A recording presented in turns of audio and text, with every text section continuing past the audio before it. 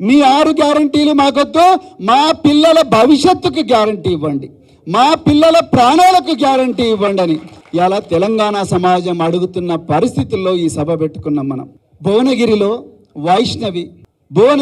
వైష్ణవి భవ్యశ్రీ అని ఒక 2 అమ్మాయిలు, అక్కడ ఉన్న ప్రిన్సిపాల్ వేధింపులు భరించలేక ఒక్కటే రోజు మధ్యాహ్నం బడికి పోయి చదువుకొని డాక్టర్లు కావాల్సిన పిల్లలు ఆ రోజు మరి ఉరి పెట్టుకొని చనిపోయినరు. ఎందుకు ముఖ్యమంత్రి గారు అక్కడికి వెళ్ళలేదు? ఒక్కసారి ఆలోచించండి. సూర్యాపేటలో, ఇమాంపేటలో వైష్ణవి అనే మరొక అమ్మాయి పాఠశాలల్లోనే ఉరి పెట్టుకున్నది. మరొక అమ్మాయి పాఠశాలల్లో వేధింపులు భరించలేక హైదరాబాద్లో హయత్ నగర్కి వచ్చి ఉరి పెట్టుకున్నది, ఒకటే పాఠశాలలో. బోధనలో ఇంకొక అమ్మాయి చనిపోయింది. ఎవరు ఈ అమ్మాయిల తల్లిదండ్రుల గోస తీర్చేవాళ్ళు లేరు. మేము ఎప్పటి నుంచో అడుగుతున్నాం, అయ్యా దయచేసి కౌన్సిలర్లను పెట్టండి, ఈ పేద వర్గాలకు మరి ఏమీ ఆసరా లేదు, ఇళ్లలో చదువుకునే పరిస్థితి లేదు, కనీసం ఈ పేద వర్గాలు చదువుకుంటున్న హాస్టళ్లు కానీ రెసిడెన్స్ స్కూల్స్ కానీ మరి గత ప్రభుత్వంలో కేసీఆర్ గారు ఎంతో దూరదృష్టితో ఆలోచించి 1000 గురుకుల పాఠశాలలు దేశంలో ఎక్కడ కూడా లేవు మిత్రులారా. 1000 గురుకుల పాఠశాలలు ఒక్కొక్క విద్యార్థి మీద 1,20,000 రూపాయలు ఖర్చు చేసి 1000 గురుకుల పాఠశాలలు పెడితే ఈరోజు ఆ గురుకుల పాఠశాలలో విద్యార్థులు ఆత్మహత్య చేసుకునే పరిస్థితి వచ్చింది.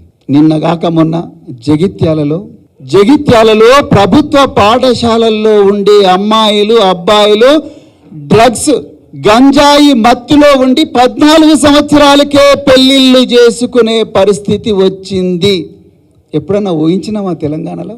చదువుకునే వయసులో పిల్లలు చదువుకొని అక్షరాలు నేర్చుకొని ఆటలు ఆడుకొని పాటలు పాడుకొని అమెరికా దాకా వెళ్ళి, ఆస్ట్రేలియా దాకా వెళ్ళి, లండన్ దాకా వెళ్ళి తల్లిదండ్రులు ఎర్ర బస్సులో ఎక్కలేని తల్లిదండ్రులు పిల్లలు ఎయిర్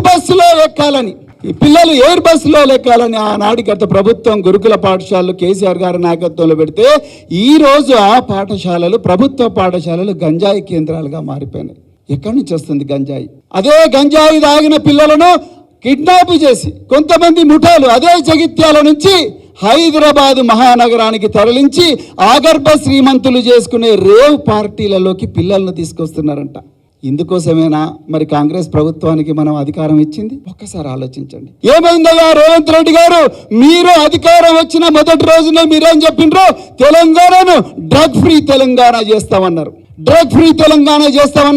ఇవాళ అదే తెలంగాణలో అక్షరాలు నేర్వాల్సిన బిడ్డలు, పుస్తకాలు పట్టుకొని చదువుకోవాల్సిన పిల్లలు, వాళ్ళ భవిష్యత్తును మార్చుకోవాల్సిన బిడ్డలు ఇవాళ బ్రౌన్ షుగర్ గంజాయి డ్రగ్స్ తో మరి ఈ రోజు మత్తులో కూరుకొని పోయి ఉన్నారు.